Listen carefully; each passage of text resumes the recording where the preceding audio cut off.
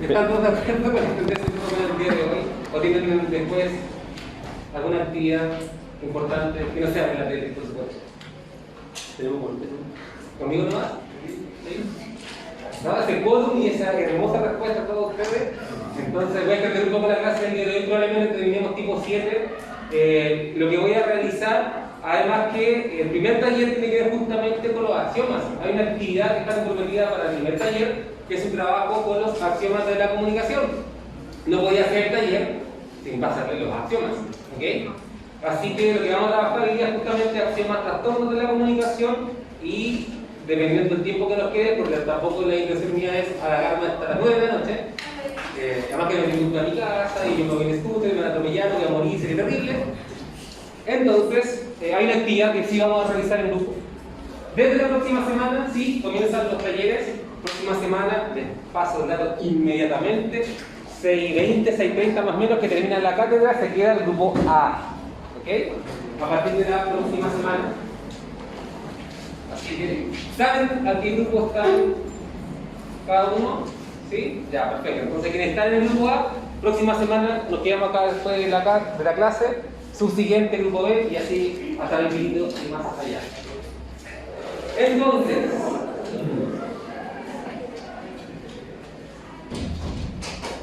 lo comenté un poco en la clase de ya hace como 3 días atrás respecto a lo que es la comunicación, pero cuando hablamos de comunicación, y acá nos vamos a ir centrando en la pérdida de celulares, cuando hablamos de la comunicación, y acá nos vamos a ir centrando en la comunicación ligada al ámbito de ustedes, que tiene que ver por un lado al ámbito clínico, pero fundamentalmente, y algo que no es exclusivo de la clínica o del área de la salud, es la atención de terceros.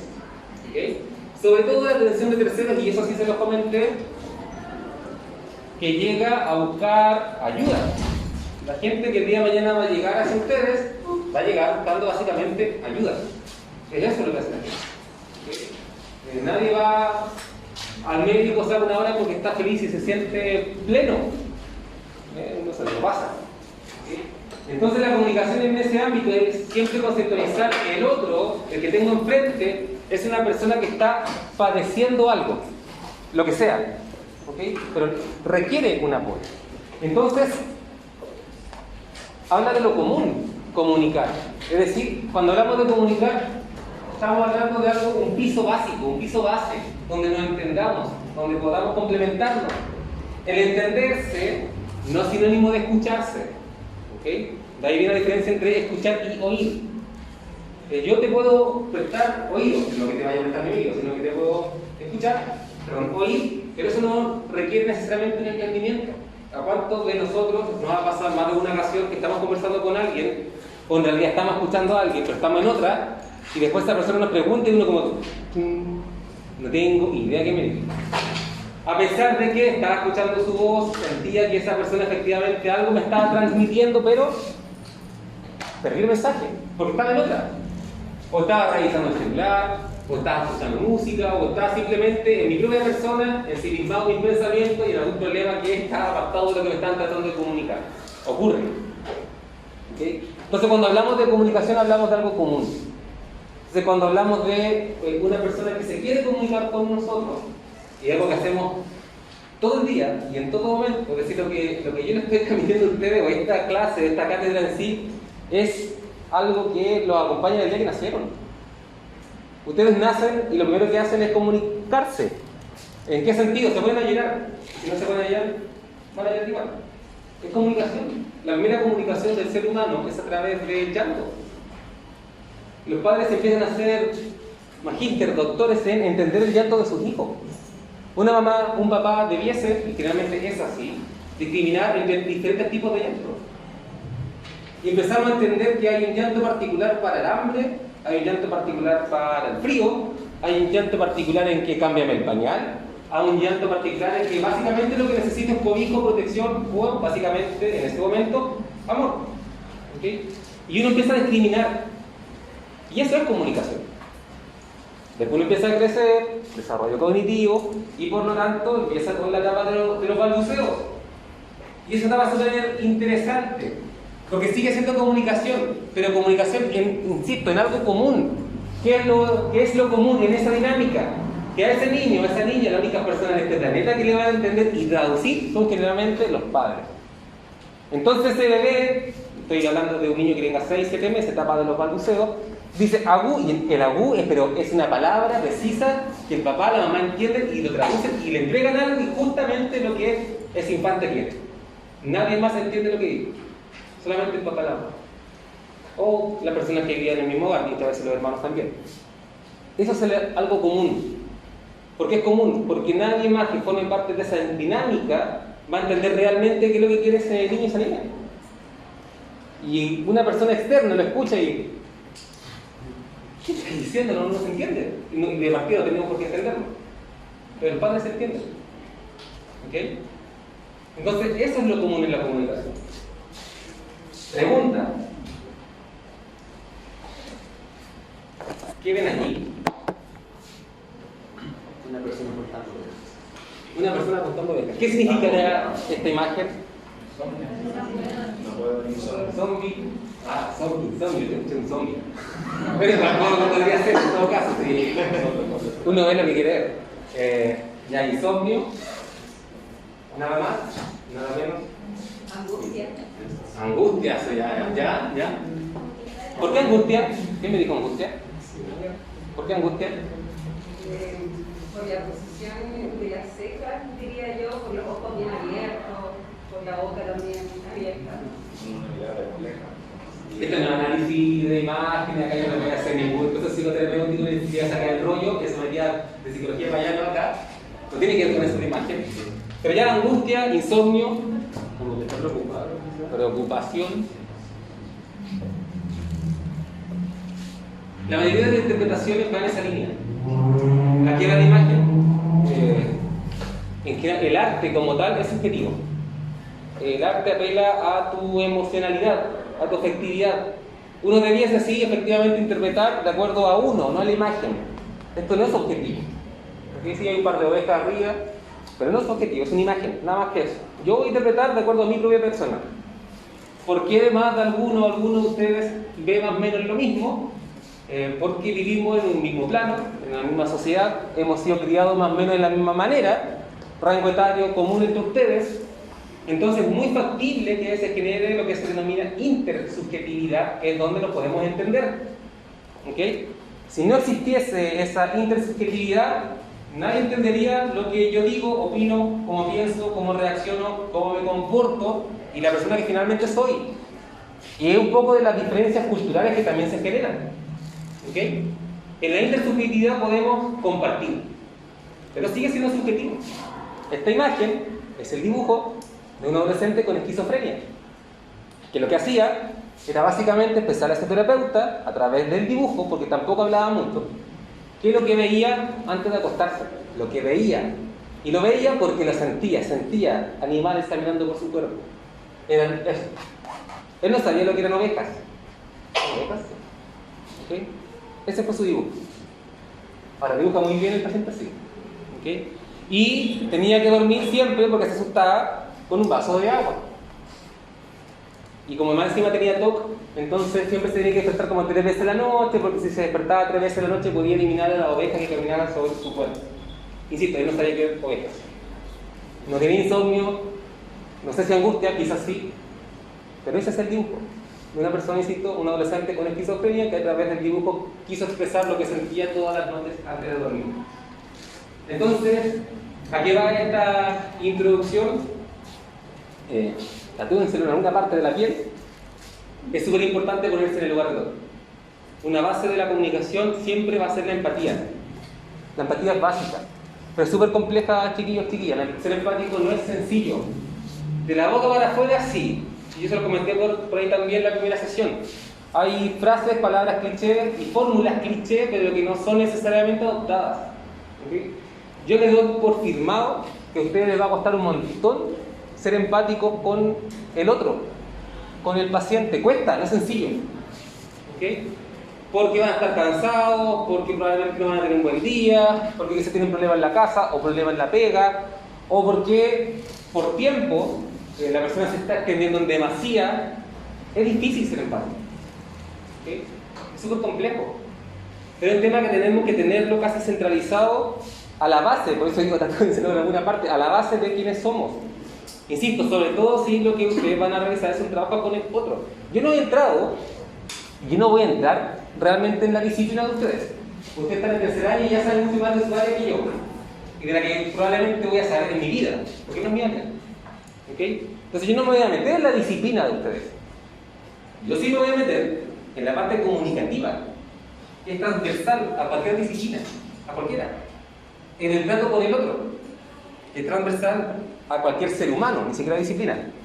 Y fundamentalmente la importancia en ese trato de entender al otro, ya sea un par, puede ser un colega, ya sea una persona que en la escala de rango esté debajo de mí, que va a pasar en cualquier sistema laboral donde ustedes estén insertos el día de mañana, en alguien que esté sobre mí, que también va a pasar, o en pacientes o clientes como quieren llamarlo. ¿Ok? Y va a ocurrir. Entonces es complejo. Y en ese mismo ámbito, por lo menos en el área de ustedes, que va muy de la mano con la importancia de la empatía en la comunicación, es el liderazgo. Y es por eso que esta asignatura se llama habilidades comunicativas y liderazgo. Un buen líder, una buena líder, no puede serlo si no se sabe comunicar. Y estamos llenos de falsos líderes, de falsas líderes. ¿Okay? Personas que en realidad no se saben comunicar, que no tienen una buena llegada con el resto, con sus pares. Personas que olvidan justamente ese rol de par. A ustedes les va a tocar en más de alguna ocasión liderar equipos, liderar grupos humanos, liderar equipos multidisciplinarios. Entonces un día van a estar ustedes como cabecilla del grupo o del equipo, y otro día van a estar dentro del equipo, no van a ser la cabecilla. Y otra persona los va a liderar a ustedes. Esos procesos también son complejos.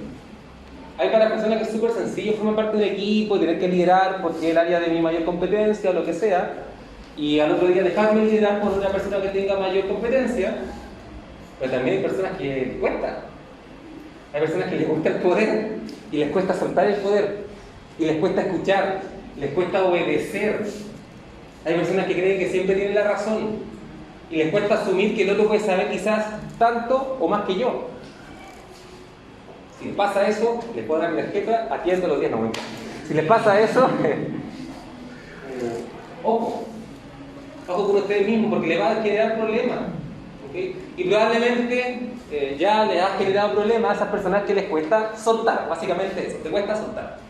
¿Okay? Son el típico chico de Chile del liceo que hacen trabajos grupales y al final no pescan nada lo que hizo el resto y lo hago solo igual, lo hago de nuevo.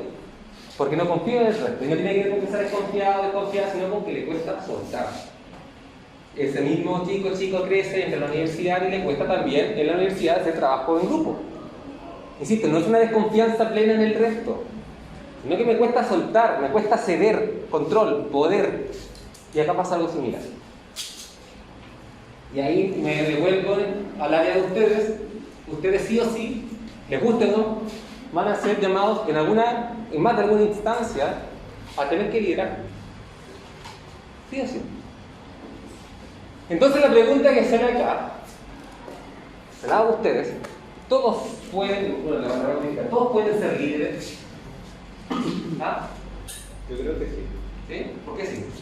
Porque al final y al cabo, bueno, a pesar de que cada persona tiene distintas formas de expresarse y de poder recibir las cosas, todos pueden voltearse a poder llegar a ser como un líder o llegar a ser parte de un equipo. Pero es dependiendo. Como usted dijo, hay personas que les cuesta menos, pero hay personas que tienen que trabajar un poco más. Pero con el trabajo yo creo que se puede lograr. ¿Tu nombre es? Sorry. Christopher. ¿Hay una opinión distinta a Christopher?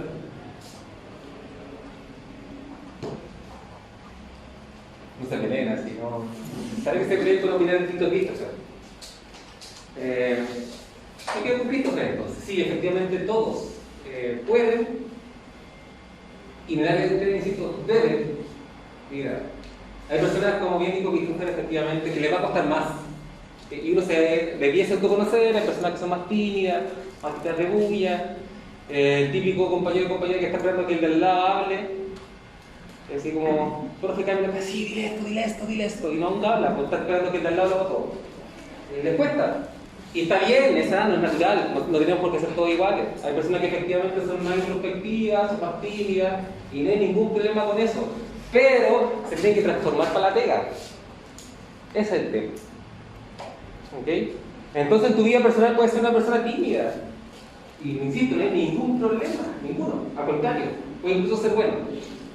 Pero en tu praxis profesional, para algunas situaciones determinadas, vas a tener que perder eso y liderar un grupo, un equipo. Hay líderes naturales, que ahí nos vamos a meter más en profundidad más adelante con los tipos de liderazgo. Hay líderes que sí son líderes naturales, que son el típico niño que desde el colegio él hace lo que quiere y todos lo siguen, vamos con él. Y el típico cabro chico que quiere esto, van todos para allá, ¡pum! Se aburrió, ¡pum! Se fueron todos para allá de vuelta con el mismo cabro. Hay personas que son así, desde la primera infancia. Y hay otro que juega solito, ahí inventa roles, así como que se inventa dos nombres en su cabeza y juega, ¡pum, pum, pum! Y arma un espectáculo magnífico, pero solo. Está lleno. A ese niño o niña que arma ese espectáculo sola, le va a costar más. Pero es eso, le va a costar más, no es que no lo puede hacer. ¿Ok? Y en muchas ocasiones, lo mejor del liderazgo son esas personas. Porque están mucho más conscientes de sí mismos, están mucho más conscientes de sus falencias, están mucho más conscientes también de sus fortalezas. La persona que siempre ha tenido competencias para liderar, se va solo, y a veces se equivoca en esa que se va solo porque avasalla, es decir, pasa a llevar al resto.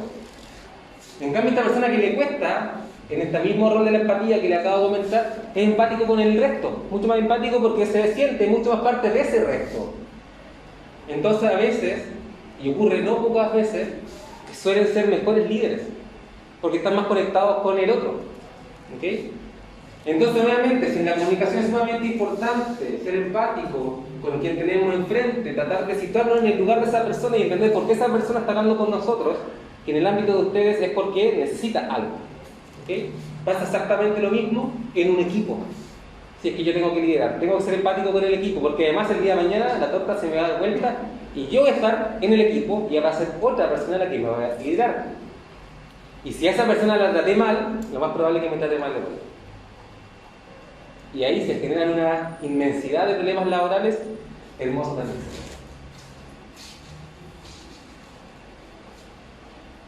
No me voy a tener mayormente en la imagen, pero sí hay dos tipos de liderazgo clásico a la base.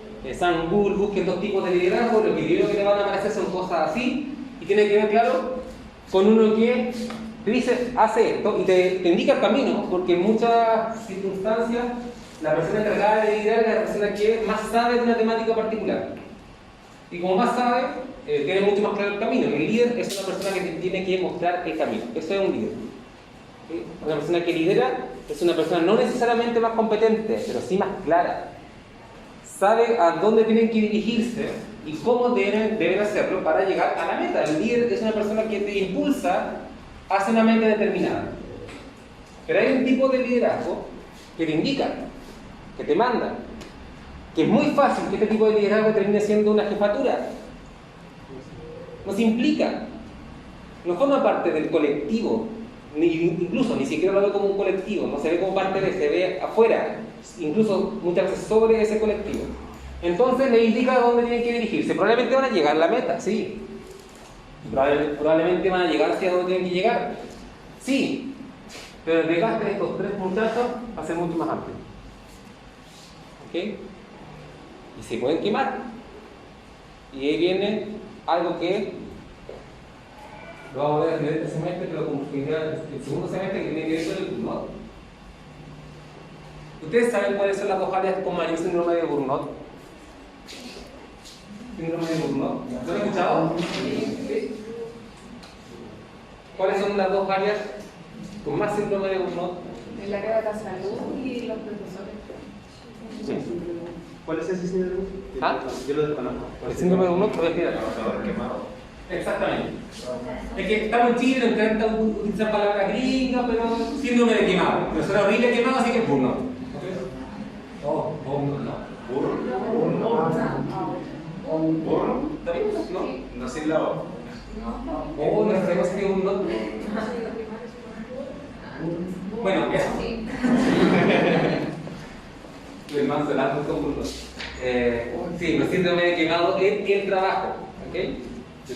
Y efectivamente, como dice la compañera, las dos áreas profesionales con indicadores más altos de quemado en el trabajo son los docentes, no de la universidad, de los colegios. ¿Okay? Docentes y área de la salud. Altísimo. Son los docentes del área de la salud. Así que no se lo ocurra a usted casarse con un profe el día de mañana porque allá la vea dupla, así, terrible. ¿Ese síndrome en qué consiste? Sé que se llama el síndrome del quemado, pero ¿en qué consiste? Cuando los niveles de estrés laboral son tan altos que te impiden hacerte cargo de lo que tienes que hacer. El estrés es necesario. El estrés es necesario, sin estrés uno te inmoviliza. El estrés es esa energía que lo pueden traducir en un Pepe Grillo que te dice, ojo, tienes que hacer esto. Como, ojo, tienes prueba, tienes que leerte así un libro. Y te empezáis así tengo que leerme el libro, no tengo tiempo, pum. Y te empezáis a angustiar. Esa pequeña angustia que te permite movilizarte a hacer algo es el estrés. Y eso es positivo. El problema es que hay un cierto nivel donde ese estrés empieza a ser más alto que lo que puedes tolerar, que es el distrés, y ya no es tan positivo. Y esa angustia pequeña que te moviliza, que te lleva a hacer algo, llega a paralizarte. Entonces, tan alto el estrés que en vez de poder hacer algo como que no sabes qué hacer y te quedas como, es como cuando te van a atropellar y mueres, no. Cuando te van a atropellar y viene un auto y lo quedan en la mitad de la calle, se dan cuenta que hay personas como que van a cruzar, viene un auto y en vez de retroceder o avanzar, se quedan ahí como esperando la muerte. En la mitad de la calle, así, auto, ven por mí, mátame. Ya. Esta analogía bien de parte de mi parte. Es como el estrés cuando efectivamente te paraliza. Entonces de repente tienes 3 pruebas. De los 3 ramos, ¿cuáles son los 3 ramos más complejos de este semestre? Evidentemente no es este, puede ser los 3. ¿Cuál? Fisipatología. ¿Fisipato? Y semiología. Y semiología. Y después vendría este. No. Ya, imagínense, se están echando los 2 ramos. Por favor, no lo dejemos. Dime que no vamos a pasar todo. Se están echando los 2 ramos. Los 2 ramos con un 3-8, es decir, les falta poquito. Pero tienen que estudiar los 2 ramos para la última prueba. Evidentemente se va a despertar un nivel no menor de estrés. Fin de semestre, prueba en todos los ramos, pocas horas de sueño, malísima alimentación de por medio, más tienen que ir a la universidad, pero se están echando esos 2 ramos que saben que son los ramos más complejos, por lo tanto si se los echan, magia, se los van a encontrar de nuevo el próximo año. Regalo. Entonces el nivel de estrés es alto. Ahí va a ocurrir 2 tipos de situaciones. Uno, que ese nivel de estrés te va a llevar efectivamente a focalizarte en las 2 pruebas y vas a poder vivir de tal manera de poder rendir efectivamente y estudiar bien para ambas. Hay otro nivel de estrés que probablemente le pasa a algunos también de ustedes que no sabes qué hacer y te paralizas. Y son personas que llevan la procrastinación a un nivel más alto. Es decir, te empiezas a cortar las uñas, empiezas a ordenar tu pieza, te diste cuenta que debajo de la cama había un mundo infinito de cosas que podías ordenar. Le pidas a tu mamá, ¿en qué te ayudo? Vaya al agro a comprar la compra del mes. Es decir, porque tu cerebro necesita descansar, está saturado. Y después como perdiste 1, 2, 3 días y no hiciste nada, el nivel de estrés es aún más alto. Y te terminas enfermando. Enfermándote al nivel que puedes terminar con vómito, con un dolor gigante de cabeza, te cambia el pH, te vaya en buen chileno a la cresta. Eso en ámbito laboral también se da. Y eso es el 1. Es cuando el nivel de estrés es tan alto que no puedes hacer frente a lo que viene y se va mezclado con un clima laboral desfavorable. Entonces estoy súper saturado con la cantidad de trabajo que tengo que hacer, mis competencias, y no porque una persona sea incompetente, pero mis competencias no dan abasto para poder rendir efectivamente, y más encima, en el ámbito en que estoy, no es un buen ámbito para trabajar. Entonces empieza a generar agotamiento emocional, mucho más irritable, mucho más fácil quebrarse emocionalmente. Se empieza a generar despersonalización. No sé lo que quiero, no sé para dónde voy, y en algunos casos, incluso, esto termina en suicidio. El síndrome de burnout no es menor. Y yo estoy diciendo que esta hermosa charla, súper positiva de mi parte, se da prioritariamente en el ámbito de, ojo, ustedes. Entonces, no me refiero a medicina en sí, sino el área de la salud, de la cual forman parte, evidentemente. Entonces, ¿a dónde va esto? Es súper importante, nuevamente, ¿cuál es la clave para mejorar las condiciones laborales en un entorno laboral? Para la redundancia, la comunicación. Entonces, el generar una efectiva comunicación en un ámbito de trabajo, chiquillos, es fundamental para su sobrevivencia, básicamente es eso. Es decir, muchas de las cosas que el día de mañana ustedes van a poder desarrollar efectivamente depende del tipo de comunicación que tengan. Entonces, devolviéndome este ejemplo, vamos a tener este tipo de liderazgo. Eviten de ser ese tipo de líderes. ¿Okay? No les puedo pedir, eviten tener ese tipo de líderes, porque eso ya no depende de ustedes. De ustedes sí depende no serlo. Busquen más este tipo de líder. Que es la persona que efectivamente te señala el lugar. Sabe hacia dónde tiene que llegar el equipo. Sabe lo que tiene que hacer y cómo tiene que hacerlo. Pero es parte del equipo. ¿Ok? Si el barco se hunde, se hunde en todo. O el bote. Si el bote no se hunde y sale a flote y llegan a la meta, llegan todos. Y llegan todos igualmente cansados. Se reparte. Cuando tú te cansas, al igual que el resto, ya se genera una sensación de empatía mutua. Entonces, él les puede reclamar, ¿y por qué están tan cansados? Él no tiene cómo. Porque quizás se va a cansar menos y puede pasar. Y el que se lleve la mayor pega va a ser que está más atrás, porque tiene que remar más. Pero va a haber mayor empatía. Y solamente ese hecho va a generar que el trato y la comunicación que se genere sea mucho más horizontal. Y eso genera todo un cambio en el contexto laboral. Volvemos a la comunicación. ¿Okay? Bueno, definición de comunicación, se lo voy a subir así que no se lo pienso leer, va a estar ahí. Elementos y tipos de comunicación. Y acá sí nos vamos a empezar a centrar, no hoy día, porque hoy día vamos a entrar ahora con el tema de los axiomas de la comunicación y las teorías de la comunicación.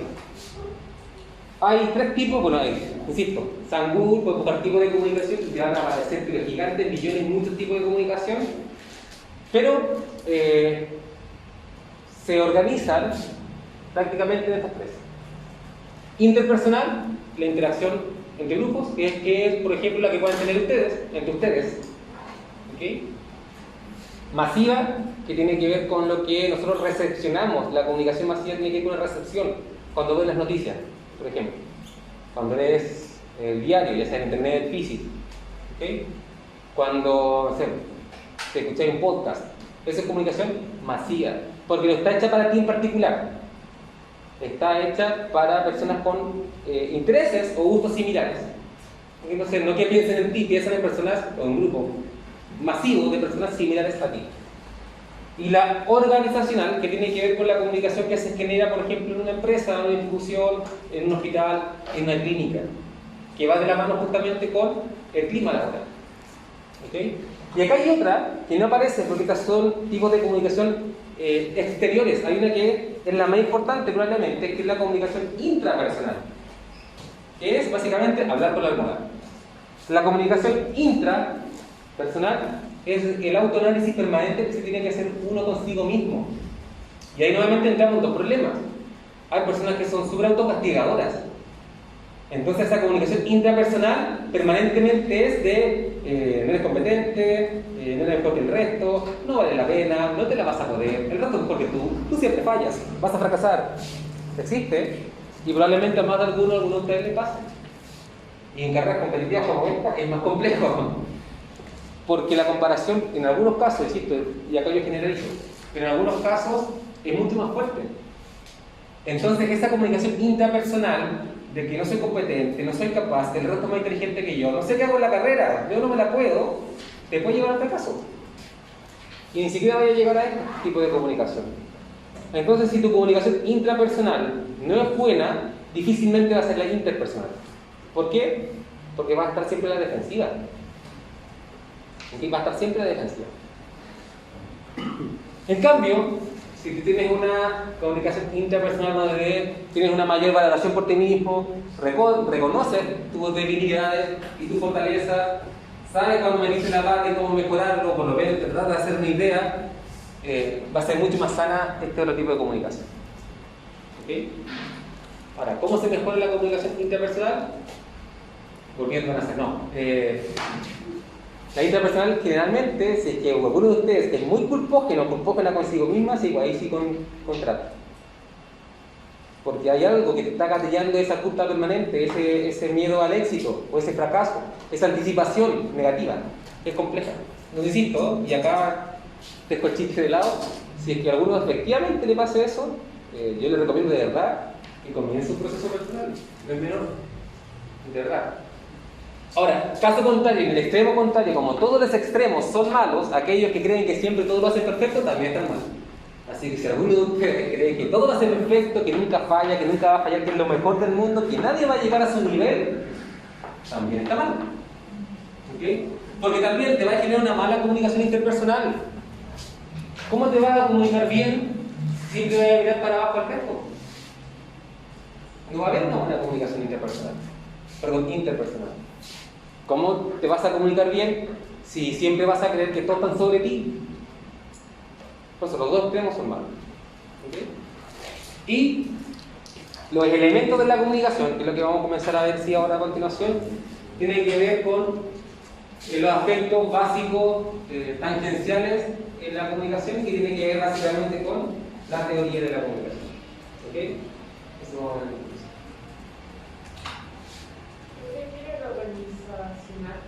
¿Cómo se comunican una organización? Básicamente con sus empleados. Es lo que te quieren transferir como organización. Pero la masiva, ¿cuál sería la diferencia? La masiva tiene que ver con los medios de comunicación. Cuando tú, no sé, la radio que más escuchas, el periódico que lees, el podcast que más escuchas, la plataforma digital que más tienes, esas plataformas están construidas para un público determinado y tú cabes dentro de ese público. Por eso es que es masiva, porque se hace para personas que tienen gustos similares. Y hacen estudios de mercado y saben qué es lo que les gusta a la gente entre cierto rango etario, con cierto nivel intelectual, etc. Esa es la masiva. Y la organizacional no se preocupa de lo masivo, se preocupa de la mirada que tú tengas sobre esa organización. ¿Okay? Básicamente, cuando dicen eso de ponerse la camiseta por una, no sé, o por la carrera, o por la universidad, o por la organización que sea, para lograr eso hay una comunicación que es la organizacional. ¿Sí? Antes de entrar a la teoría de la comunicación, el contexto. ¿Okay? Cualquier teoría, cualquier tipo de comunicación se va a ver siempre mediado por un contexto. ¿Okay? Y ahí nos debe definir lo que es contexto, porque contexto es lo que conocemos como un contexto. El tema está, es súper importante tenerlo presente también. El día de mañana ha pasado. Mira que está la escoba con los niveles de estrés a nivel nacional, está la escoba. Ojalá que no les pase, pero puede pasar que llegue un paciente y te ocurra un combo. Tenemos dos opciones. O acá lo vemos y le sacamos la cresta y media y pelear, cosa que no pueden hacer evidentemente. O me retiro y trato de entender. Insisto, entender qué cosa, no se trata de justificar que te saques la cresta, no va por ahí. Entender el contexto de qué le está pasando a esa persona que llega a ese punto. ¿Ok? Ese es el contexto.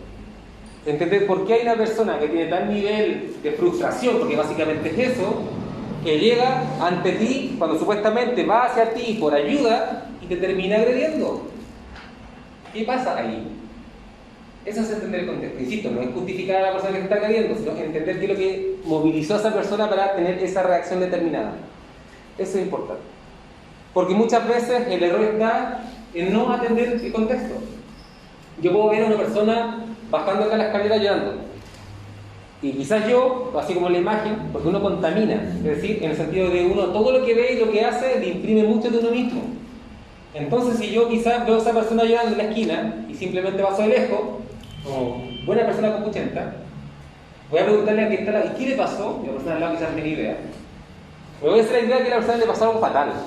Estaba llorando, la persona la abrazaba, fatal. Quizás estaba llorando de alegría, se ganó el loto, no sé, sacó la carrera, qué sé yo, y estaba feliz.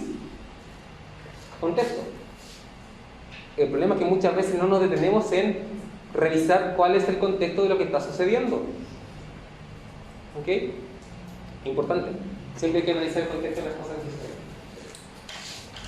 Por ejemplo, la misma información con dos miradas distintas. ¿Ok? En una, bueno, no se ve acá porque no tengo idea por qué. En una, bueno, dice, y desde el relevo, básicamente como se acabó su periodo, boom, se lo pasa a otra persona, una imagen positiva del término de Fidel Castro, y la otra es Castro, el comienzo y el fin. Y pum, está acabando esa cuestión. La misma noticia, dos lecturas. Lo mismo, no sé qué error habrá cometido de los muchos errores que cometen por ahí, pero en la primera dice, lo siento mucho, me he equivocado y no volverá a ocurrir. Dice, don Juan Carlos intenta frenar la crisis institucional con una disculpa histórica. Básicamente se centra en la crisis. La segunda, el mundo, cuando reinar consiste en saber decir lo siento. No habla de la crisis, habla de que la disculpa es algo que lo pone en un nivel superior. Son dos operaciones totalmente distintas. Una se va a centrar en la crítica, claramente. Y se va a centrar en la crisis, se va a centrar en todos los aspectos negativos, que la disculpa no es lo suficiente, etc. En cambio, otro se olvidó de la crisis, va a agradecer la disculpa, lo hace más humano, es una persona como todas nosotros, etcétera, etcétera. Misma situación, dos visiones distintas. El problema está que eso va a ocurrir siempre. Nuestro país es un país súper polarizado en la actualidad, entonces el contexto es súper importante. ¿Ok? Modelos de la comunicación. El clásico modelo de la comunicación es el de arriba, el modelo de Shannon y Weber, que fue creado hace como poquito tiempo, 1949, ¿okay? Que es el modelo básico de la comunicación, que básicamente habla de un emisor y un receptor, por eso que el clásico lo pasa incluso en los colegios. Y acá, bueno, la fuente de información, que es la información que se quiere entregar, el ruido semántico tiene que ver con no entender lo que la información que se está entregando, entonces se pierde la información, se difumina, no alcanzamos a captarla. ¿Quién transmite? ¿Por dónde lo transmite? ¿No? La interferencia, por ejemplo, la mascarilla es una interferencia comunicativa, porque no permite que se escuche bien, se empieza a perder con mayor facilidad, y yo seguro que mientras más atrás, peor se escucha. ¿Ok? Es interferencia. ¿Qué es lo que hace la interferencia? Hace pérdida de información. Emisor, transmisor, receptor y el destino de la información, que básicamente el destino de toda la información es el entendimiento. El tema está que ninguno de nosotros va a andar por la vida preguntándose quién es el emisor en esta conversación, quién es el receptor, por qué canal estaremos transmitiendo. Habrá ruido semántico, no se nos va a pasar. Sería muy bizarro que alguien ande así por la vida preguntándose toda comunicación humana con toda persona, etc. Pero así funciona la comunicación, insisto, desde la teoría o el modelo de Shannon y Weber, que nos empieza a explicar científicamente cómo ocurren estos procesos entre hablantes. Este modelo, que es un modelo que se generó a partir del primero, que básicamente habla de un estímulo. Es decir, ¿qué es lo que viene a actualizar? Más o menos de la década de 60, tiene que ver con los medios de comunicación. La información es un estímulo que quiere buscar una respuesta. ¿Ok? Es como si te trato bien, me va a tratar bien de vuelta. Estímulo, respuesta. Entonces, ¿qué es lo que busca? Una respuesta en ustedes. ¿A qué se refiere? Y por eso que tiene que ver con el análisis de la comunicación masiva. En el fondo, es como el dicho, dime lo que lees o cómo te informas y te diré quién eres, pasa por eso. ¿Okay? Y esto, hoy en día, estoy hablando de década de 60, esta es la base también de inteligencia artificial. La red social que tú tengas y lo que te aparezca en tu red social va directamente ligado con tus gustos personales. Y va a potenciar tus gustos personales. Y si tú estás de acuerdo con algo, va a potenciar que estés de acuerdo con algo. Si tú estás en desacuerdo, va a potenciar que estés en desacuerdo. Y como uno se sigue a personas y se hace amigo de personas que opinen, piensan y sean generalmente igual a uno, uno siente que, wow, estoy en la razón. Estímulo, respuesta. ¿Qué es lo que busca el ser humano? Sentirse bien. Entonces, ¿cómo nos comunicamos? En base a sentirme bien. Y este modelo viene a explicar por qué cada vez se genera mayor intolerancia comunicativa. El que opine distinto a mí, lo rechazo. No te escucho. Está nulo. Porque está en lo incorrecto, porque yo estoy en lo correcto. Yo y todos los que están detrás mío. Y todas mis redes que muestran lo mismo que yo pienso. ¿Por qué? ¿Cuál es el estímulo? Sentirme bien. O sea, tener una respuesta a sentirme bien. ¿Ok?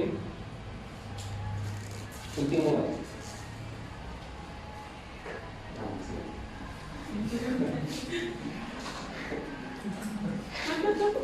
Modelo de Laswell. Década del 80, mediados del 80, y acá ya empieza en el fondo a hacerse una pregunta no solamente por los tipos de comunicación relacionada al emisor-receptor o el feedback bidireccional, porque la comunicación siempre es bidireccional. Yo en un momento determinado puedo ser emisor y en otro momento puedo ser receptor de la comunicación y eso es permanente. Pero acá se empieza a preguntar ya no quién se comunica, quién comunica y a quién. Emisor, mensaje, receptor, modelo clasiquísimo de la comunicación. sino quién dice, qué es lo que dice, por qué lo dice, para quién y con qué efecto. Y ese modelo viene a ser probablemente el modelo que sea más atingente justamente a los procesos comunicativos humanos. ¿Ok? Es decir, ¿quién se está comunicando? ¿Cuál es la intención? ¿Qué está comunicando? ¿Ok? Y cuando hablamos de comunicación, cuando yo quiero comunicar algo, debiese hacerme esa pregunta. O sea, no quién soy yo, sino qué estoy comunicando. ¿Ok? Una vez ya tener claro qué es lo que estoy intentando comunicar, por lo menos, ¿por qué estoy comunicando eso? Porque me hace libre, porque me hace sentir mejor, porque creo que es una necesidad del otro saberlo. ¿Para quién? El para quién no es importante para yo saberlo. El para quién es importante para centrarme en el otro. La comunicación no debiese ser un proceso egoísta, es decir, la comunicación debiese ser un proceso donde yo me centro en quién va a recibir la información para adaptarla a esa persona. Un error sumamente común en contextos universitarios es no centrarse en el otro. ¿Okay? Entonces van a encontrar probablemente muchas personas que abusan del tecnicismo, abusan de la palabra rebuscada, abusan de términos que no se entienden para sentirse a esas personas mejor o más inteligentes, pero acá uno se tiene que centrar en para quién. Lo que uno que debe hacer es adaptar la comunicación para que la persona que la reciba la entienda, no para que no la entienda. ¿Ok? Eso es fundamental. Y finalmente, ¿cuál es el efecto que quiero buscar o que estoy buscando al comunicarme? ¿Ok? Y acá, boom, nuevamente, pasa lo mismo en el caso de ustedes. El día de mañana, cuando tengan pacientes y empiecen a hablar con palabras rebuscadas, con la sintomatología, con la patología, que el paciente, la pobre señora que llegó a tercero básico, te viene con cara de póker y no tiene idea, el error es tuyo, no es de ella. Y eso es comunicación. ¿Ok? Eso es netamente comunicación. ¿Y qué va a pasar? La pobre señora Juanita, porque en todos los ejemplos de alguien como vulnerable se llama Juanita, acá no hay ninguna Juanita. Ya. Si que hay Juanita, perdóneme por utilizar su nombre, pero siempre sale la señora Juanita en todo. Entonces la pobre señora Juanita, que llegó a tercero básico, que va al médico, los va a ver a ustedes como personas así como súper poderosas, iluminadas, no va a preguntar, no va a decir que no entiende porque más encima le da vergüenza. ¿En serio? Ahí está, parecido, estaba el Lario Valle, abajo está la Mansa, Conga a las 8 de la noche. ¿En qué está la señora Juanita? La palabra rebuscada que no entendía ya. Entonces, la señora Juanita, que insisto, llegó tercero básico y no son pocos los casos. Yo lo trato de mencionar medio en chiste, medio en serio, para que no se me duerman, pero les va a ocurrir. Esa persona no les va a preguntar, explíqueme, no le va a decir que le explique, porque ya le dio vergüenza no entender. Ni siquiera una persona que tiene problemas de almacenar información, sino que no te entendió. Y no te entendió y se siente menos porque ya llegó sintiéndose menos porque lo ve usted en un lugar mucho más alto. Entonces la señora no te entendió y no te va a preguntar y se va a ir para la casa y, oh magia, no te sigue las instrucciones. Entonces vuelve la próxima semana para ver cuánto avanzó y la pobre viejita retrocedió y le echamos la culpa. Pero es que señora, usted no está siguiendo instrucciones. Pero ¿cómo la va a seguir si nunca te entendió?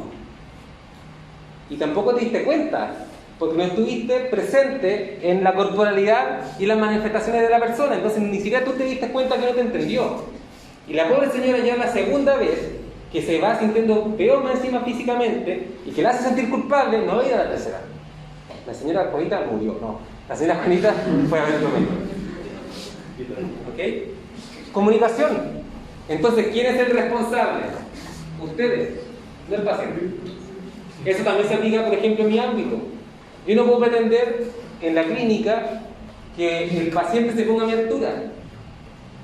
Porque yo estudié 5 años, 6 años en psicología. Tomé posgrado en psicología. Evidentemente tengo que saber mucho más que esa persona. Pero si me pongo a tratar con tecnicismo, con términos rebuscados, con palabras que no me van a entender, finalmente, tanto ustedes como yo lo que debemos buscar con los pacientes es la cura. No la inteligencia superdotada, no que me entiendan, sino que estén bien. Y para eso tengo que seguir ese patrón. No sé si lo voy a dejar, pero básicamente tiene que ver con la reciprocidad y la retroalimentación. Y cuando yo les comenté por ahí que el culpable de no entender que la persona que estaba junto a ustedes no entendió son ustedes, tiene que ver con el feedback. Cuando alguien no te entiende, te pone cara de no entender. ¿Sí? Y como que se achican, ¿eh? ¿Se dan cuenta? Como que la persona como que se arruga así. Ya, no te entendió. Si tú no te diste cuenta, en ese contexto, yo no estoy hablando de la vida general de ustedes, estoy hablando del contexto laboral, básicamente, de la responsabilidad de ustedes. ¿Okay? En la casa se pueden hacer los locos, la mamá le va a dar que tú querés, no la vaya a pescar, el papá tampoco, el hermano tampoco, la polola menos, el pololo menos, no van a pescar. Pero en ese ámbito tienen que pescar la que está al lado. ¿Ok? No solamente porque te paguen, porque no tiene que ver con un tema económico, no tiene que ver con un tema laboral, tiene que ver con que, insisto, estás con alguien que tiene una necesidad y por eso está ahí.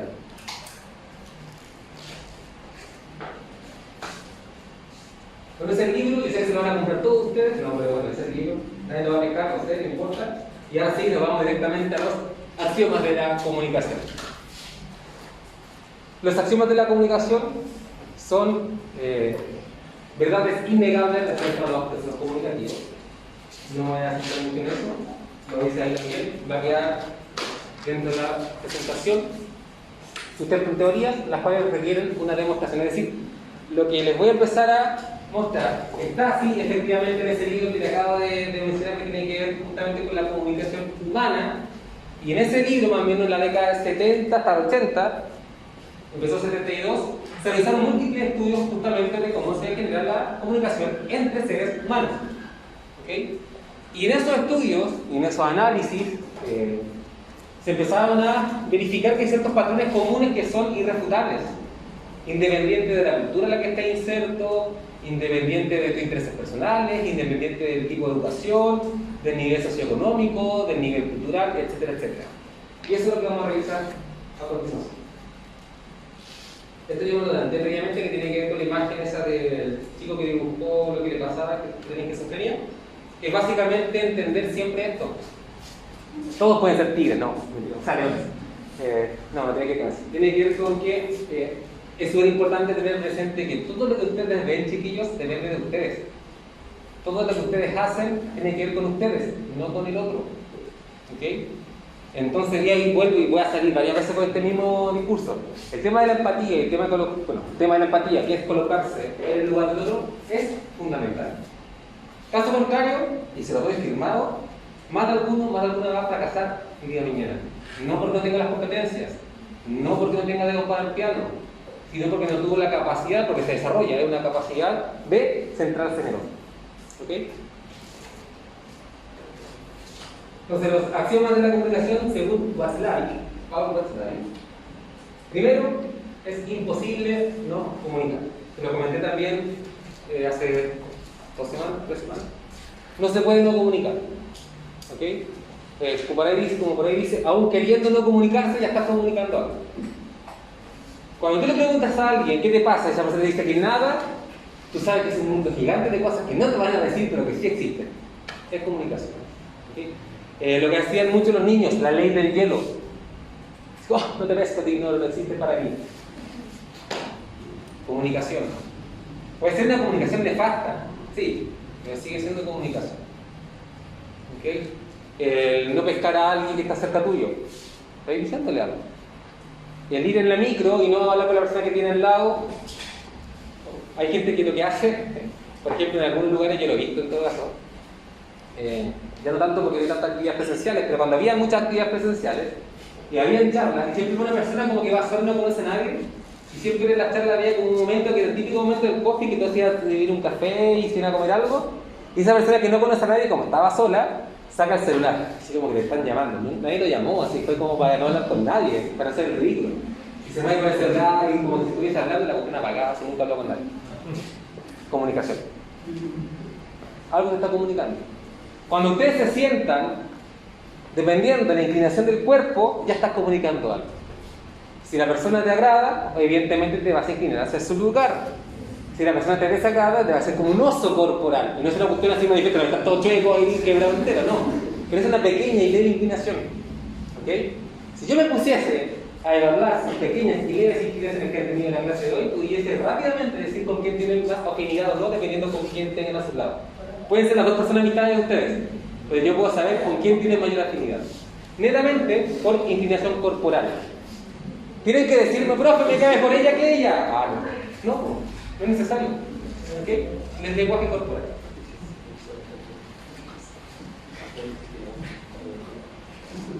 Como dice acá, cuando no conviene, porque a veces también uno no se comunica porque no conviene comunicarse, porque la otra persona habla mucho, o porque uno está cansado y no quiere que le hablen, o porque no quiere que te pregunten, sumamente común. O no se quiere entregar demasiada información, por lo general se adopta una expresión facial neutra y postura recta rígida denominada poker face. Y la cara de póker es básicamente eso: el creer que no estoy comunicando nada, pero estoy diciendo todo. Para dónde tú mueves tus ojos, incluso ese factor, para dónde tú mueves tus ojos cuando están haciendo una pregunta, para la persona que está enfrente, le está diciendo si le está diciendo la verdad, le está mintiendo, le estás inventando o está buscando información cognitiva. Es así de simple. Ahora, no se trata de que en esta asignatura salgan expertos en la lectura facial, no. ¿Ok? Pero sí es importante entender que tú no necesitas que la persona que tengas enfrente te hable para que te comunique algo. Y como se los comenté hace 2 clases, el 70% de la comunicación no es verbal. Entonces no se centren en lo que les van a decir. Céntrense en todos los otros aspectos que están implicados en lo que te están diciendo. Partiendo por la corporalidad o el rostro. ¿Okay? Entonces, como dice nuestro amigo Paul, no puedes no comunicar. ¿Okay? Es imposible. Inténtenlo, lleguen a la casa así como no voy a comunicar nada. Te vas a terminar. Perdón. Segundo, niveles de contenido y relaciones de la comunicación. Y acá tiene que ver, insisto, con esto que el 70% de la comunicación no es verbal. Entonces, ¿qué es lo importante? Si lo importante no es lo verbal, el a quién y cómo se lo decimos. Entonces, la segunda verdad, el segundo axioma en la comunicación es que, y este es un cliché, más importante que lo que decimos, que lo referencial es a quién y cómo se lo decimos, que es lo relacional o lo connativo. Va a cambiar muchísimo. ¿Sí? Por eso que, lo comenté hoy también, es tan ambigua la comunicación por celular. ¿Por qué existen los stickers? Para burlarse de los amigos, sí, también. Pero ¿por qué existen los stickers en WhatsApp? Para enfatizar. Los emoticones eran para lo mismo, la carita feliz, la carita triste, lo otro. Enfatizar comunicación, porque la comunicación en este tipo de aparatos no tiene ninguna expresividad. Es uno el que te genera la expresividad. De repente te pueden estar contando un chiste y me estáis agrediendo. Y nunca te agredieron, fuiste tú el que estaba pasando por un mal momento, lo que sea, lo interpretaste mal. Dense cuenta, siempre que uno lee un WhatsApp, está escuchando la voz de la persona que te está escribiendo. Pero el tono te lo estás dando tú, no esa persona. ¿Ok? Entonces, esto es importante.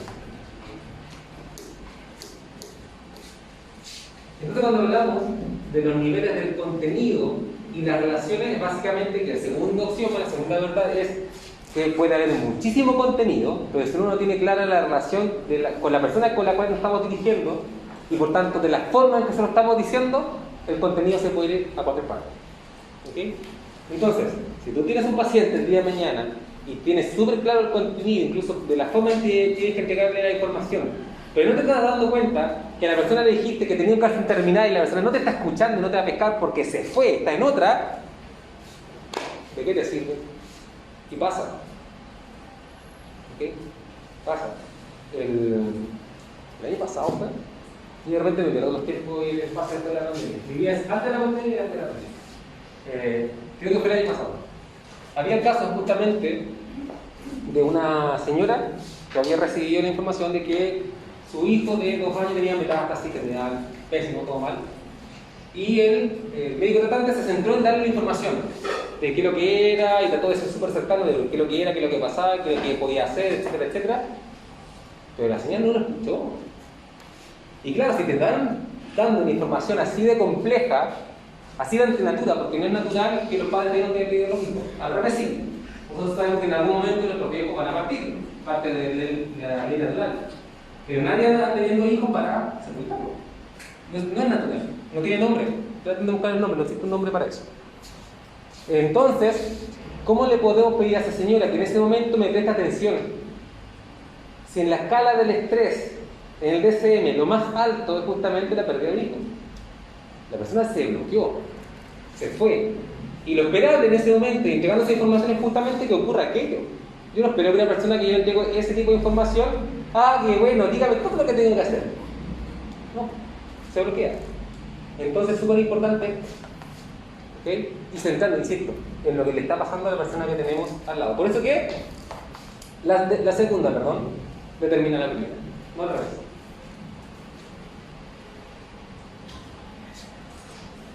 Exceso. ¿Hasta acá? ¿Vamos bien? ¿Sí? La naturaleza de la relación de eventos depende del orden de la secuencia de los hechos. No era muy resumido para los títulos de la lección en todo caso. ¿A qué se refiere esto básicamente? ¿Cómo lo traduzco? El no darme cuenta, aunque parezca muy obvio y ridículo, el no darme cuenta que la otra persona no es yo, que la otra persona no soy yo mismo, que la otra persona efectivamente es otra persona, diferente a mí, que piensa distinto a mí, que siente distinto a mí, que evidentemente en algunos planos nos conectamos, podemos funcionar de manera armónica, pero que no soy yo. Entonces, este punto está en la base de los mayores problemas de la comunicación entre los seres humanos. Por eso que dice ahí, la incongruencia al momento de puntuar los hechos en una comunicación es la clave de los problemas de relaciones interpersonales. Entonces, cuando la comunicación es un intercambio de mensajes, los interlocutores ordenan los hechos de manera arbitraria. ¿A qué se refiere esto? Yo entiendo la importancia de lo que me están diciendo de acuerdo a lo que para mí es importante, no para el otro. Entonces yo te voy a tratar a ti y voy a resaltar en muchas ocasiones cosas que para mí son importantes, pero quizás no para ti. Entonces, esta imagen tiene que ver con muchas de las dinámicas de pareja cuando se generan los problemas, tiene que ver con esto. Él le dice a ella que permanentemente es una persona exagerada. Y como es una persona exagerada, no la atiende, no es afectivo, no es cercano, no se preocupa. Y ella le dice que es insensible. Y como es un insensible, ella exagera. ¿Quién tiene razón? Ninguno. Ninguno. ¿Por qué? Porque cada uno está desde su perspectiva, desde su vereda. Por eso que es la puntuación de los hechos. Es decir, yo siempre voy a puntuar como que lo que el otro hace, lo hizo primero que yo. Entonces todo lo que yo hago es una respuesta a lo que está haciendo él, o ella, o ellos. ¿Okay? Entonces de esa manera no hay entendimiento. No hay entendimiento. Entonces, ¿se entiende? ¿Cuál parte no se entiende? Para de la vuelta.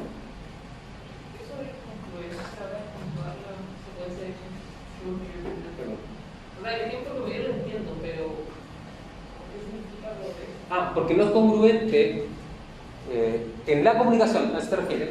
Que tú entiendes al otro de acuerdo a algo que el otro no sabe.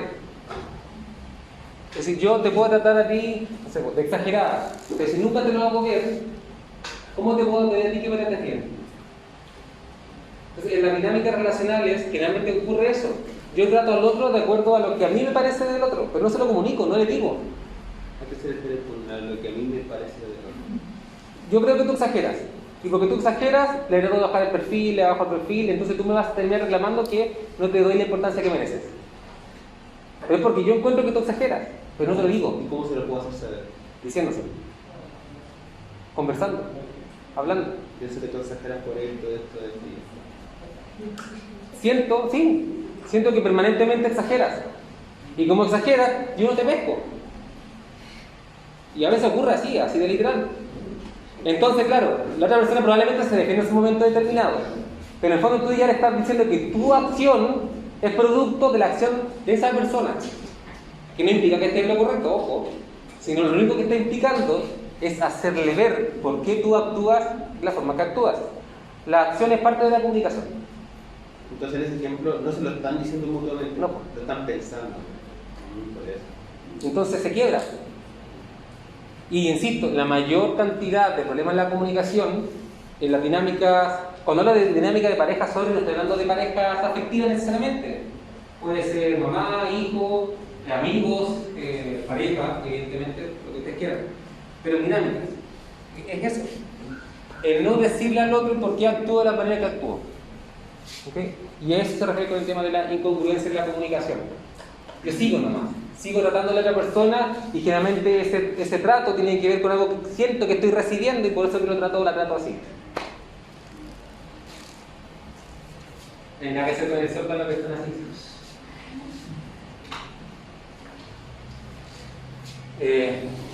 Llevado a otro ámbito, esto también ocurre harto y se traduce. Hay dinámicas donde, por ejemplo, la enfermedad de uno de los hijos o del hijo o uno de los hijos se mantiene porque mientras esa persona esté enferma, los padres o la familia se mantienen unidas. Hay algunos contextos familiares donde la unión de los padres, el contexto familiar, está en la base de la problemática de uno de los hijos. Entonces el hijo se siente bien, como los padres necesitan estar comunicados, estar centrados en algo, se empieza cada uno por su lado, no se llevan bien, no se pescan, pum, el hijo recae, pum, se unen, la familia se afiata, van todos juntos, el hijo se mejora, pum, se dividen, se van, y tiene que ver con eso, la puntuación de los hechos. ¿Dónde está la base de la comunicación? ¿Dónde está la base del problema en la comunicación? ¿Dónde está la base de lo que yo necesito del otro? Porque finalmente todo termina siendo comunicación.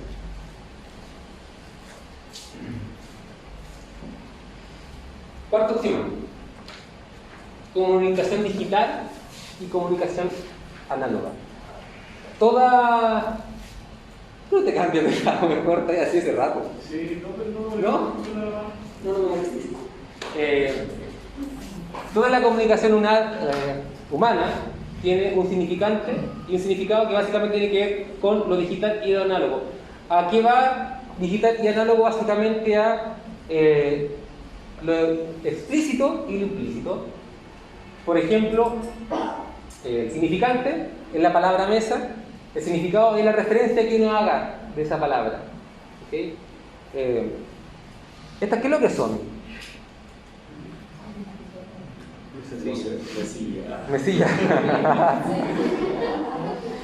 Es decir, si yo te les digo mesa, ¿se imaginan esto? Si les digo silla, ¿se imaginan esto? No, quizás como en la parte de atrás. Lo primero que te imaginas con silla, ¿es este tipo de silla? Entonces, ¿qué crees? Ya, eso es comunicación digital y comunicación análoga. ¿Ok? Lo digital es el significante, la palabra, porque es independiente de nosotros. Pero lo análogo, el significado depende de nosotros. ¿Okay? Me voy a ir con un ejemplo adelante. Ahí está el detalle en todo caso de lo que es lo análogo y lo digital. Lo análogo es todo lo no verbal, como dice ahí, la postura, la proximidad entre las personas, los gestos, los movimientos, todo lo que rodea la verbalización es lo análogo. Insisto, es lo más importante en una comunicación, por lejos. Presenta una semejanza autoexplicativa, haciendo innecesaria la aplicación de códigos arbitrarios, es decir, haciendo incluso innecesario esto. Digital. ¿Okay? Yo no necesito decirle a alguien que me cae bien si me acerco a esa persona, busco a esa persona, estoy permanentemente con esa persona, cuando tengo una conversación me inclino cercano a esa persona, etc.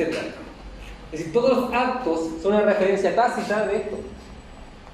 ¿Okay? Lo digital, por su parte, es el lenguaje. Yo le puedo decir a alguien, me caes bien, y me voy. No sirve de mucho, pero sí sirve de mucho tratar bien a esa persona. Y quizás nunca vas a necesitar decirle que te cae bien. Es evidente. ¿Okay? Ahora, cuando a alguien le caiga bien, dígale que le caiga bien.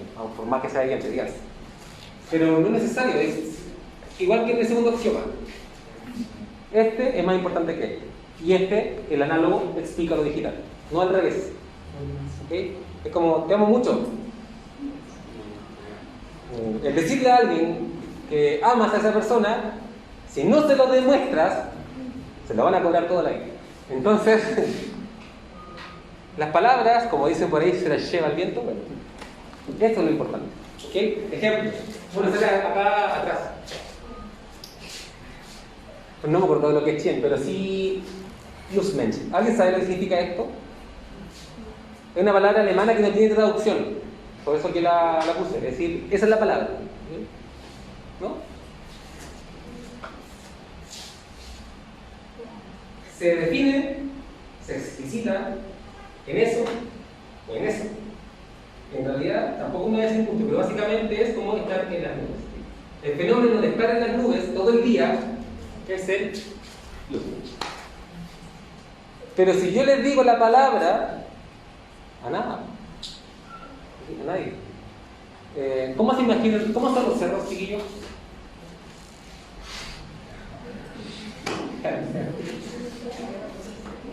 Ahora depende, porque acá los cerros son así y todos con tomate. ¿De qué color son los cerros? ¿Café? Acá en América. Yo me acuerdo que en una ocasión, trabajando con un niño, tenía 3 o 4 años, en una parte del área de juego, tenía que dibujar un paisaje, la típica. Y la típica, la casa en la pradera, y los cerros verdes.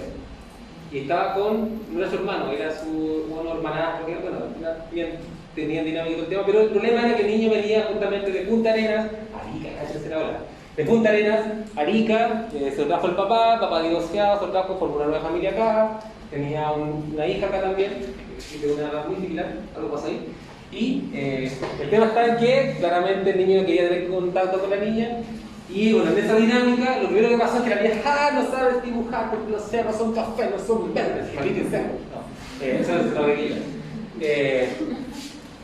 Porque claro, para una persona que vive en el sur, los cerros son verdes. No de color, de árboles. Están llenos de árboles. Acá te salías a mirar. De aquí a 2 años más vamos a ver casas, pero no árboles. No, los cerros son café. Entonces ahí viene la diferencia entre lo digital y lo análogo. ¿Okay? Díganle igual a un niño de la zona sur que se dibuja una palmera. No tiene idea. Te va a dibujar una palmera de una serie de Disney, probablemente de Mickey Mouse perdido en una isla y con una palmera de coco, la típica. Pero va a dibujar acá y esa palmera la va a identificar como piñas.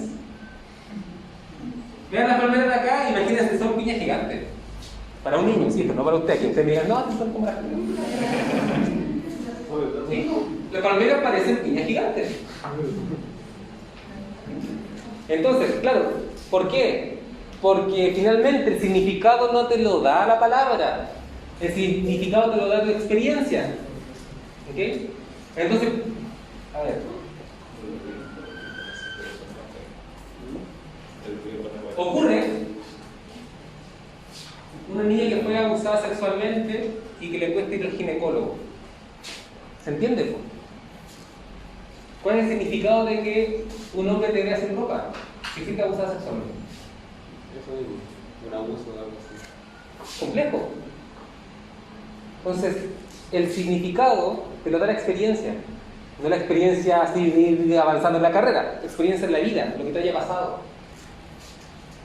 Por lo tanto, nuevamente, para entender al otro en la comunicación, no solamente las cosas que nos dice, sino qué es lo que pasa con lo que nos está diciendo.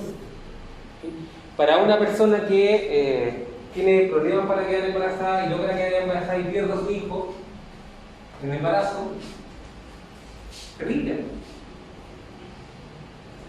No es una pérdida más, es la pérdida.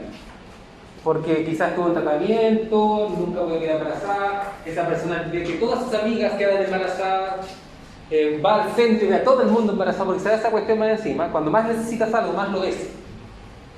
Lo que estoy contando es un caso real. Entonces esta persona veía a todas sus amigas quedar embarazadas, que no eran todas, eran dos. Pero en su cabeza claramente, como tenía tanta la necesidad de quedar embarazada, veía a todo el mundo quedar embarazada y todas felices con el embarazo y los regalos, y los baby shower, los niños que nacen, el olor a niños recién nacidos y no dormir y todo eso.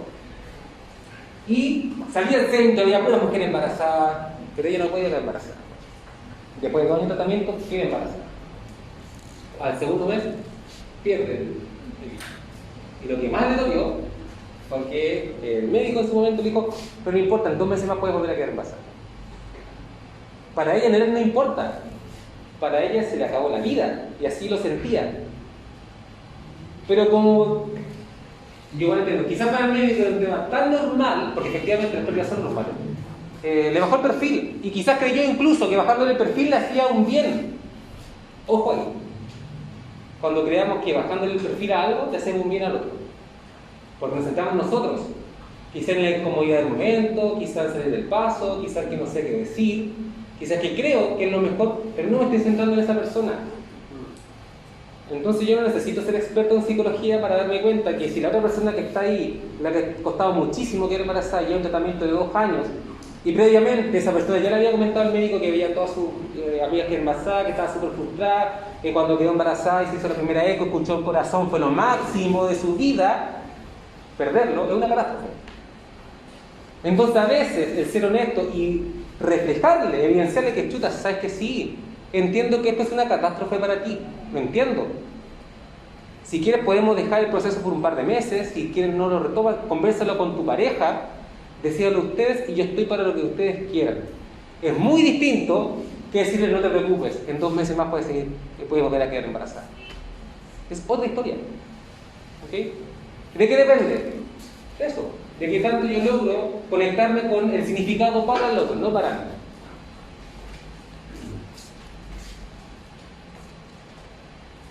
Quinto y último axioma. Interacción simétrica y complementaria. Acá básicamente habla de simetría y complementariedad. No. Básicamente la interacción simétrica y complementaria habla de tener tino y saber ubicarse. Básicamente va por ahí. ¿En qué sentido? Para atrás me supone, ¿no?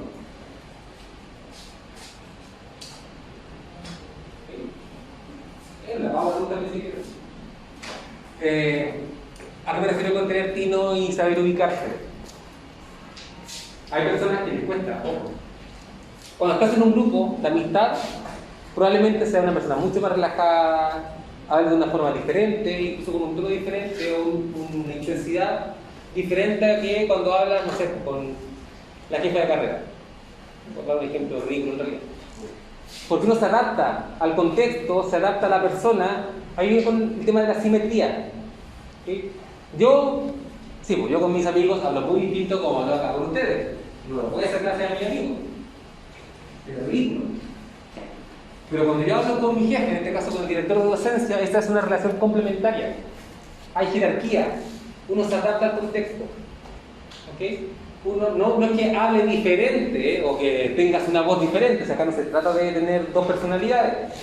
Se trata en el fondo de saber que dependiendo del contexto y con quienes me estoy refiriendo y el grado de afinidad, cercanía y conocimiento, puede ir adaptando mi forma de comunicarme, que es básicamente eso. ¿Okay? Como dice ahí, en las relaciones simétricas, los participantes tienen la misma jerarquía, participan en igual medida en la toma de decisiones y en el rumbo de la comunicación. Hay una sensación, ojo, una sensación de igualdad, que básicamente es la conversación entre amistades. ¿Es la conversación que tienen ustedes cuando van bajando la escalera y siempre hay un grupo de que está conversando? Eso. La complementaria, intercambio de distintos comportamientos, roles distintos en la comunicación, que se complementan. Tiene una posición de superioridad y de inferioridad. No se trata que uno sea mejor o peor que el otro. No se trata que uno sea más alto que el otro en cuanto a la escala de jerarquía, sino que son roles distintos. Y ahí yo vuelvo al tema del liderazgo, que la mañana un tema está sobre posición de superioridad, siendo el líder o el jefe de una unidad, o la coordinadora de una unidad, y los otros van a estar en un rol inferior. Insisto, que no quiere decir que sean mejores o peores, son roles. Y esos roles también obedecen a tipos de comunicación. ¿Okay? Pero estos dos se dan también entre las mismas personas. Por ejemplo, si yo voy donde mi jefe a pedirle un aumento de sueldo, y me dice que es pobre, ¿no? Si yo voy donde mi jefe a pedirle un aumento de sueldo en contexto laboral, puede tener un tipo de comunicación complementaria. ¿Okay? Porque son roles distintos. Pero con ese mismo jefe, en una jornada de autocuidado, en una choquería, puede darse una comunicación simétrica. ¿Okay? Y por eso me devuelvo el ejemplo del liderazgo. Ustedes un día determinado, una jornada o en una actividad determinada, pueden liderar un equipo. Y en ese liderazgo, tener una comunicación complementaria totalmente, porque es el rol. Termina la pega, termina la jornada, termina el turno, pum, se van a carretear toda la casa de alguien, comunicación simétrica. Y es por eso que yo le digo el tema de tener tino, saber ubicarse. La comunicación también depende de eso. Algunos problemas de la comunicación se dan por eso. Cuando de repente tenemos que tener una comunicación complementaria porque el rol así lo exige o la actividad que estemos desarrollando, y en realidad tratamos de, en todas las fases y las órdenes de la vida, tener una comunicación simétrica. No se puede. Genera problemas. ¿Ok? Estas son las 5 acciones de la comunicación. Hasta acá, ¿dudas en los axiomas? ¿Cuántos son? ¿Qué hora es? Hasta el 22. Voy a seguir después de aquí. ¿Me ayuda acá? Se van a llegar a casa, no se van a contar de datos, no importa. Caso contrario, los problemas de la comunicación. Los problemas de la comunicación se desprenden de los axiomas. ¿Ok? Profesor, la comunicación asimétrica era cuando se da quizá un ámbito laboral o jerarquía, ¿no? La simétrica. Asimétrica. Esa es la complementaria, no existe la asimétrica. Pero sí, la entiendo cómo la está enfocando. Ya es la complementaria. En cambio, la simétrica es el ámbito de amigos. Sí, es horizontal. Ámbito de amigos, puede ser ámbito de colegas, me refiero a que hay una horizontalidad de la jerarquía. Ya. Y eso tiene que ver porque solamente con la pega, también en la casa. Con el papá, con la mamá, no se necesitará que el papá sea un ser superior y que esté sobre usted en el hogar. Son roles diferentes. Problemas en la comunicación, entonces. El primer problema que se da en la comunicación, este es uno de los problemas de la comunicación, chiquillos, que se pueden transformar en trastornos de la comunicación. No que ustedes tengan un trastorno comunicativo, sino que pueden crear complejidades al momento de comunicarnos con otros, tan importantes que pueden crear quiebres. Quiebres en relaciones interpersonales, quiebres en dinámica, quiebres laborales. Es como cuando de repente en un grupo cohesionado que hace todo el trabajo juntos, alguien se pelea con alguien y el grupo se quiebra. Y tú quedas ahí con cara de poker face sin saber para dónde ir. Abandero por él, o yo digo que no voy a andar por nadie, y ahí queda. Bueno, la imposibilidad de no comunicar, cuando uno no la toma, en el sentido, insisto, esto no es que uno todo el día se es imposible no comunicarse, no. Cuando uno trata e intenta no comunicarse, sabiendo que no se pueden crear estas problemáticas. Primero, es rechazar la comunicación. Es decir, trato de no comunicarme, rechazando la comunicación. ¿Cómo la rechazo? No pescando al otro. El problema es que no pescar al otro va a generar una acción contraria. En algún momento no te van a pescar de vuelta. ¿Ok? Aceptando todo. También pasa. De repente, como no tengo ganas de hablar con X persona, o no quiero interactuar mucho, sí, así, a todo digo que sí. Como llegué a la casa, tarde, cansada, y viene la mamá y te dice, no, sí, a todo decir que sí. Pero después te das cuenta que tú me dijiste que sí, no te acordás que dijiste que sí. Pasa. Estas dos son las más complejas. Cuando descalificas al otro. Lo terminas descalificando simplemente porque no quieres comunicarte. Y cuando la persona te insiste, termina diciendo, ya, por favor, deja de hablar conmigo. Termina descalificándolo a la persona. Insisto, el problema es que la comunicación es bidireccional. Y cuando yo descalifico a una persona, estoy abriendo la puerta para que esa persona también me descalifique o genere una acción contraria hacia mi persona. ¿Ok?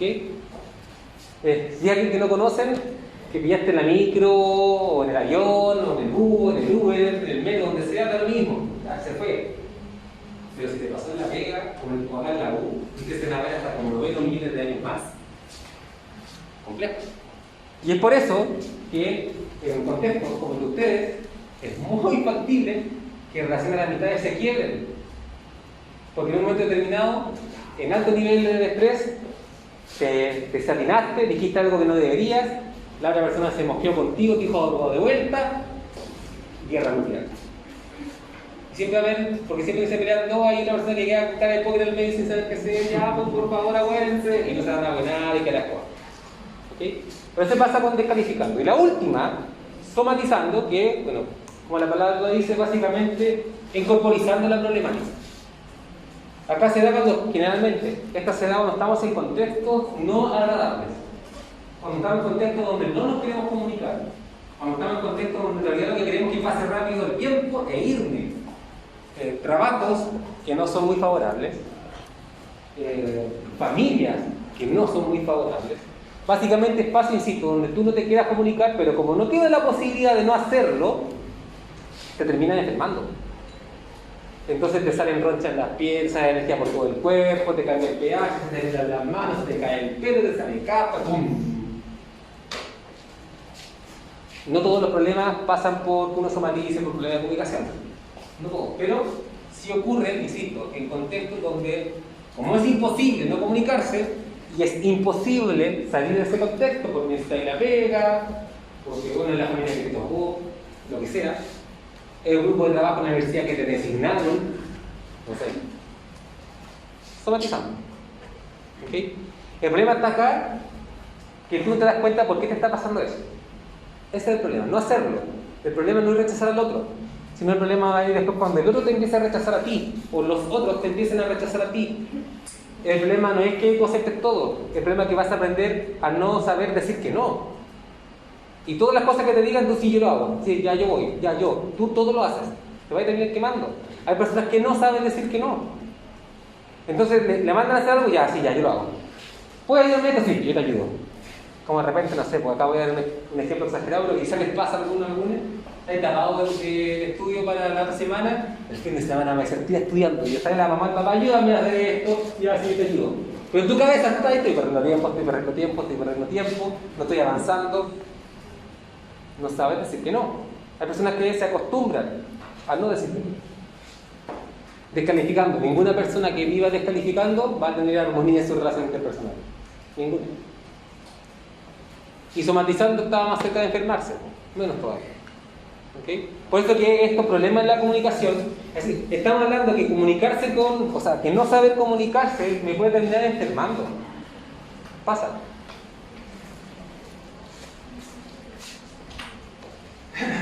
Problemas relacionados a los niveles de comunicación en el contenido y la relación.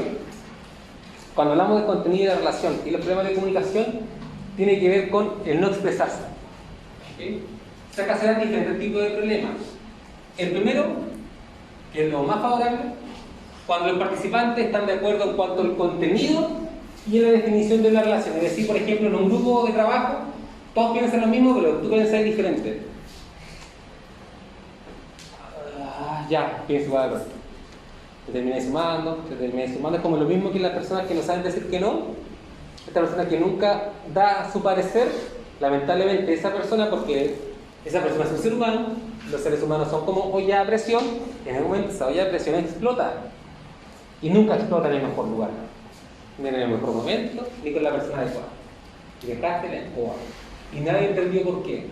Hay gente que se empieza a acumular, y acumula, y acumula, y acumula, y acumula, y de repente explotó. Y generalmente no explota con la persona que menos debería explotar, que es la persona que mejor te trata, o la persona que más te escucha, porque más encima con esa persona tenemos una relación más cercana, es decir, más confianza, y dejamos las cosas. ¿Okay? Entonces, no es muy factible que todos piensen lo mismo en todo momento. Ni en una relación de pareja, ni en una familia, ni en un grupo de trabajo, ni en un grupo de amistad. Es sano pensar diferente. Pero en nuestra cultura no se aprueba mucho el pensar diferente. En grupos de amistades debiese ser todos iguales. ¿Okay? Y no puede decir, no, si te debería decir respeto a mis amigos. No está por ahí, ni más le diría. Te respeto mientras opines igual a mí. Insisto, no es algo que lo hagamos consciente, ojo. Pero es lo que pasa. Y hay personas que yo respeto a mis pacientes mientras me sigan en el juego. Mientras me hagan sentir que tengo la razón. Mientras me demuestren que soy competente. No es factible que todos piensen igual en todo momento. Y ni siquiera es sano, ojo. Ese es el más favorable. ¿Ok? Porque finalmente durante mucho tiempo te va a terminar mezclando en el mismo grupo y todos se siguen para el mismo lado y todos siguen así. ¡Pum! Lo menos favorable cuando los participantes están en desacuerdo en cuanto al contenido de sus comunicaciones y en la definición de la relación. Es decir, todos opinamos diferente. ¿Por qué? Porque si todos opinan distinto, lo único que viene como consecuencia es la destrucción del grupo, la destrucción de la familia, la destrucción de la dinámica, lo que sea. ¿Podemos opinar todos distintos? Sí. ¿Es sano? Sí, es sano. El problema está, o no el problema en realidad, el tema está en que opinar distinto debiese llevarnos a un punto de unión. Y generalmente, como no estamos acostumbrados a permitirnos opinar distinto, porque además requiere tiempo. Si yo opino distinto al otro, el otro opina distinto al otro, y todos opinamos distinto en un grupo, te firmo que vaya a perder o invertir, darlo como quieran, 2 o 3 horas en tratar de estar de acuerdo.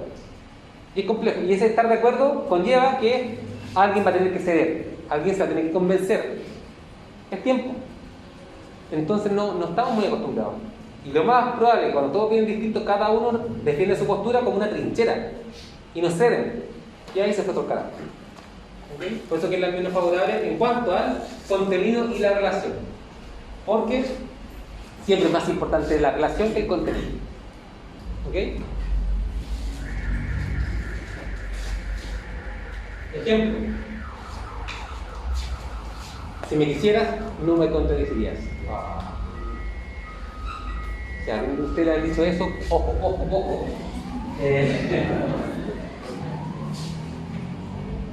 El contenido no va de la mano con la relación. ¿Okay? Es que si tú opinas diferente a mí, como declaro los chicos en el colegio, si tú opinas diferente a mí, ya no es más mi amigo. Así como, si tú te juntas con ella, te dejamos de ser amistades por toda la vida y más allá. Es muy de cabros chicos, pero eso en algunas circunstancias, en algunas relaciones se mantiene en el tiempo. Y no es poco común escuchar este tipo de frases. ¿Okay? Cuando de repente tú le dices, puede ser a tu amigo, a tu pareja, a algún familiar, pero ¿sabes qué? Te estás equivocando. Cuidado, despertarte un monstruo. Porque la otra persona cree que como hay una dinámica de cercanía, una relación simétrica, horizontal, tú no le puedes decir que se equivoca. Tienes que seguirle y encontrarle la razón en todo. Y no es así. Insisto, estamos acostumbrados culturalmente a que así sea. Entonces cuando se genera esto, se genera un quiebre. Porque se asume que debe ser de una forma particular. ¿Okay? Lo que pasa es que uno de los participantes se ve obligado de uno u otro modo a dudar de sus propias percepciones en el nivel de contenido a fin de no poner en peligro la relación. ¿Okay? Sí. ¿Hasta qué punto? Porque te puedes llegar a ese nivel empático. Es que yo te puedo entender, pero aún así puedo no estar de acuerdo.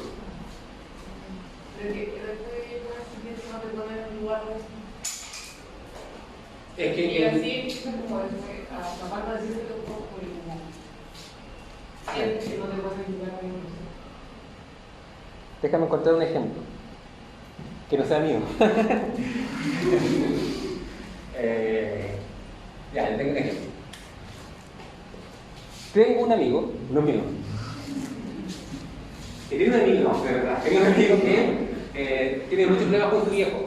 Porque el viejo le fue infiel a la mamá, cuando era joven el papá le pegaba a la mamá, se distanciaron durante mucho tiempo, y ahora que él está ya de adulto, bueno, trabaja conmigo, se llama Ana, que trabaja conmigo, se volvió a juntar con el papá, pero está permanentemente en desacuerdo con el papá.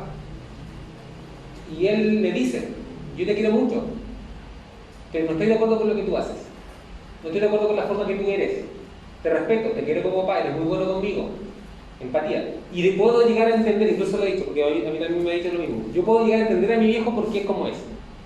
Y porque esa empatía, después que creció, le podemos exigir ese nivel de empatía a un niño. Después que creció se dio cuenta que el papá le sacaban la cresta, que el papá también vio violencia en el hogar, que tenía, cuando se sacaba mala nota el papá, ¿no? Se sacaba mala nota, lo dejaban durmiendo fuera en la calle, en la casa fuera en la calle, durmiendo en la noche en el piso. Entonces logró llegar a entender empatía. Por lo cual se me acuerdo del papá porque el papá era como era. Pero entender no es sinónimo de justificar. Entonces la empatía te puede y te debe, ojo, la empatía te debe llevar a entender por qué la persona es como es, pero no justificar su acción. Yo puedo entender y no justificar a un violador. Ojo, lo que estoy diciendo. Entender su historia de vida, entender los traumas que vivió, entender el dolor que quizás le provocaron otras personas y por qué llegó a ser la mierda de ser humano que es. Pero jamás puede justificar su acción. Entonces la empatía es entender al otro, pero no justificarlo. Entonces yo puedo opinar diferente a otra persona y hacerle ver en esa misma opinión diferente y en demostrarle que se está equivocando, hacerle ver que entiendo su error, entiendo por qué se equivoca, pero no puedo justificar su error. ¿Entiendes? Por eso que el ejemplo de... Y yo he tenido hartos, o sea, no yo casos, pero yo he tenido hartos... He conocido otros casos de abusadores en historias de, creo que el 80% son historias pero horribles. Y tú después de conocer la historia, un puro caso. Un tipo que, lo entrevisté en Hacha. Se lo violó su tío a los 2 años. Se lo violó el caballero de la micro a los 3 años. Por más que hacía ir con su hermana de 7 años, se lo llevaba a la micro solo. Su papá se separó, se lo violaba, la madrastra le daba vino desde los 5 años para que duerma. Vivían en el basural, recolectando basura. Pedro Juan y Diego hizo lo que quiso con él, le cortaron los genitales, una vida de mierda. Entonces tú después puedes llegar a entender por qué esa persona se transforma en un monstruo. Y en ese entendimiento tú empatizas con la persona. No vayas a justificar jamás que le haga daño a alguien, pero logra entender, comprender su historia. Eso es empatía. Yo puedo empatizar con su dolor, yo puedo empatizar con todo lo que vivió. No voy a justificar jamás el daño que le puede hacer a terceros, pero sí puedo empatizar. Que no es fácil, ojo, pero se puede.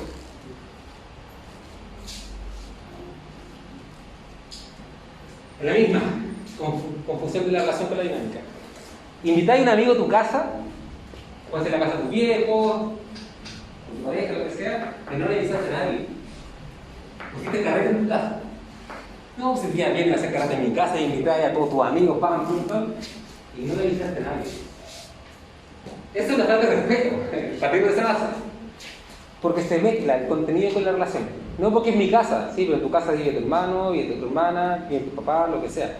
O vives en una pensión y vives con más gente, o vives con tu pareja, lo que sea. Ese tipo de confusiones no son poco habituales. Ojo. Es que yo tengo derecho a hacerlo porque yo también vivo acá. Sí, pero no vives solo. Y ahí nuevamente entramos con el tema de la empatía. ¿Okay? Tú sí tienes derecho a hacer lo que tú quieras en tu casa, sí, siempre y cuando hables con quienes te rodean, te comuniques con quienes te rodean. Y esto genera problemas, porque generalmente estas personas lo primero que dicen es que yo también vivo aquí, tengo derecho. Sí, pero también tenía el deber de consensuarlo, básicamente de comunicarte con quienes forman parte del mismo vínculo. Y hay muchísimas discusiones en relación a eso.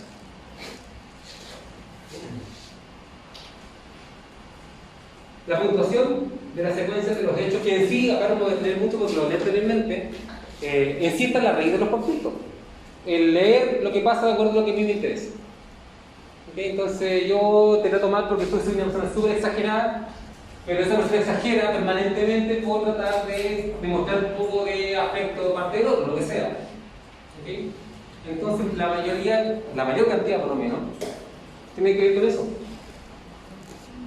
Tratar de entender de que todo depende de como yo lo veo. Es lo que dice acá, en la raíz de los conflictos existe la convicción de que solo hay una realidad, que el mundo es tal como yo lo veo y que cualquier discrepancia es producto de una irracionalidad o de una mala voluntad o de que tú no estás viendo las cosas como debieses verlas.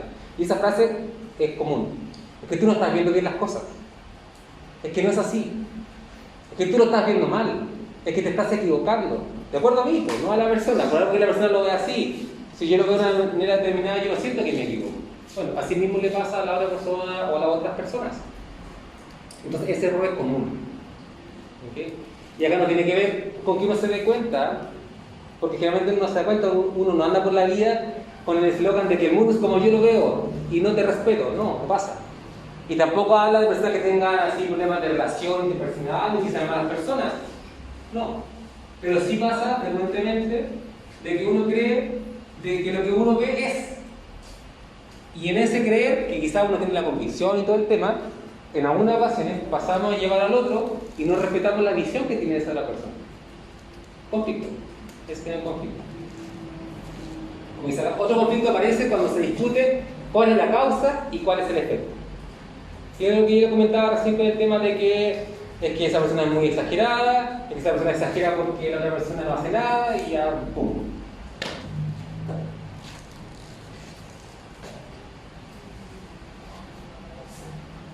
Como dice acá, solo se puede conjeturar que la raíz de los conflictos de puntuación existe la convicción firmemente establecida y por lo común no cuestionada de que solo es una realidad, el mundo tal como yo lo veo, y que cualquier otra visión es irracional o una malogro. Creo que salía anteriormente también.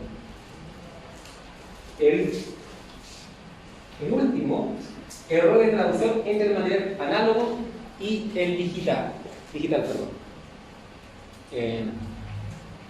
¿Cuál es esta pregunta en realidad? ¿Cuál es el significado digital de palidecer, temblar, transpirar y tartamudear cuando se somete a una persona a un interrogatorio? ¿Qué es lo que uno asume cuando se está interrogando a alguien? Esa persona se ponga a sudar, se ponga a temblar, se le corta la voz, no sabe qué responder, se ponga nervioso, nerviosa.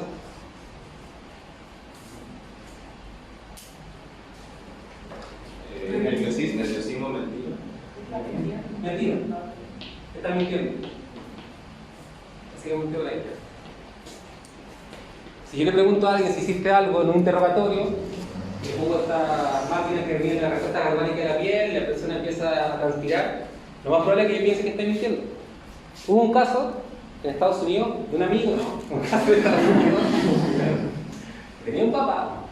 Hubo un caso en Estados Unidos de un caballero, no sé, 50, 60 por ahí, era jubilado.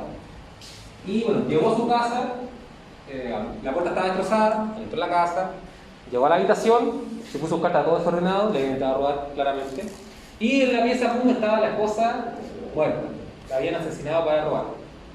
El tipo llamó a la policía, a la policía, llegó la policía y lo primero que hace la policía, como buena policía, le interroga a él. ¿Qué es lo que estaba haciendo? El tipo se puso a dudar, no supo qué responder. Sospechoso, pum, a él. Se lo llevaron, lo interrogaron, no supo qué responder. Se puso más nervioso, porque se dio cuenta más encima que estaba como posible responsable. Se puso más nervioso, tuvo 3 años preso. Hasta que después de estudio y muchas cuestiones entre medio, se estableció que en realidad lo que había pasado es que, claro, ¿cómo reaccionarían ustedes si llegan a la casa, está la puerta destrozada, está todo destrozado y la persona que más quieren está asesinada? No se espera, lo mismo que comenté recién con la mamá que recibe la noticia del hijo con metástasis. Tú no esperas en esa circunstancia que la persona esté con los 5 sentidos súper focalizados en responder preguntas. Está choqueada, está en otra. Entonces probablemente esa persona en todo momento tenía la imagen de haber abierto la puerta y encontrar, o la puerta de la pieza y haber encontrado a su esposa muerta, asesinada. Entonces, ¿con qué criterio va una persona a hacerle preguntas, a interrogarla sobre qué es lo que estaba haciendo, dónde estuvo, por qué la llamó hasta ahora, quién fue el que llamó a Carabineros, a policía? Claro.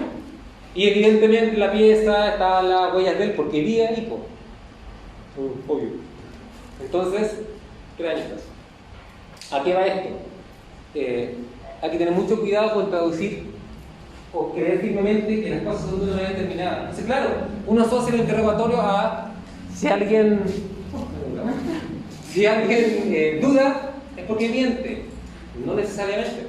Pueden haber miles de factores implicados. ¿Ok? O quizás miente. Pero hay muchos factores implicados. Aquí básicamente no se puede quedar con una única señal. El mismo error que yo les comenté de ver a alguien llorar. Está llorando, le pasó algo, no. Algo puede pasar, sí, pero puede ser positivo o negativo. ¿Okay?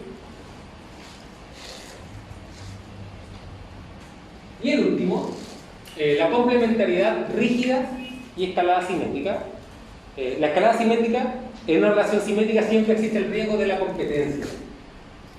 Cuando somos muy iguales, siempre existe el riesgo de que alguien quiera ser no tan igual y distinguirse un poquito, sobresalir un poco. ¿Okay? Ese es el riesgo de la escalada simétrica. Porque básicamente esa escalada simétrica significa que en el argumento no hablo de 2 personas, pueden ser, cuando yo hablo de 2, por lo general hablo de Pueden ser dos grupos, pueden ser dos personas, ubíquenlo como quieran, pero son dos espacios, emisor-receptor. Puede ocurrir aquello, de que alguien se quiera destacar un poco más o estar sobre la otra persona. Y ese es un problema porque en una relación simétrica lo que se busca justamente es que sea simétrica. No solamente por las dinámicas comunicacionales, sino que también por las dinámicas interpersonales y todos los aspectos que se involucran. Ejemplo. ¿No has pensado que nuestra relación tiene mucha competencia? Claro, porque lo pensó primero que tú. Yo también. Sí, pues, en general. ¿Okay? Entonces, a modo de resumen. Profesor, la complementariedad y el punto 5. Simetría. Simetría. Sí. Y el problema de la comunicación se da en la simetría. ¿Por qué no en la complementariedad? Porque la complementariedad puede ser rígida, en el sentido de que siempre va a haber alguien sobre otro. Pero, por ejemplo, en un ámbito laboral, el director de un hospital siempre va a estar sobre el resto. Entonces, no es una problemática en sí, porque lo más probable es que si se dé eso y no haya una relación fuera de ese contexto, no va a haber relación nomás. Y solamente va a haber una relación laboral, o una relación educativa, o si ustedes forman un grupo de trabajo y no se llevan bien y hacen el trabajo y ya está. El problema se da cuando hay simetría, porque en la simetría hay mayor conectividad interpersonal, hay mayor relaciones afectivas. ¿Okay? Los 5 axiomas y los trastornos involucrados, o más que trastornos problemáticas de la comunicación involucrados que se puedan gestar en cada uno de ellos. ¿Okay?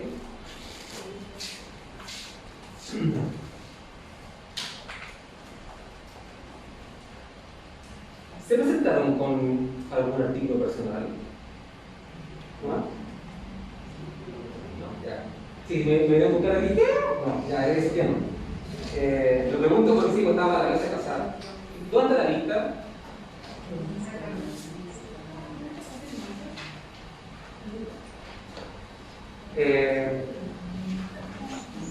Esta actividad tiene que ver justamente con estilos comunicativos.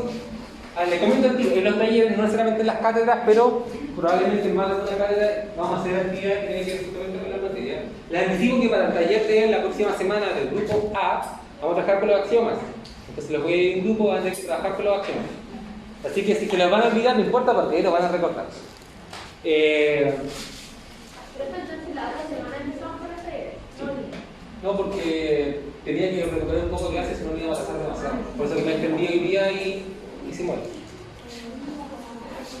Voy a sacar a 4 personas, no más porque por la hora, para que se vayan y no queden con sueño y toda la cuestión. Pero, ¿dónde está la lista?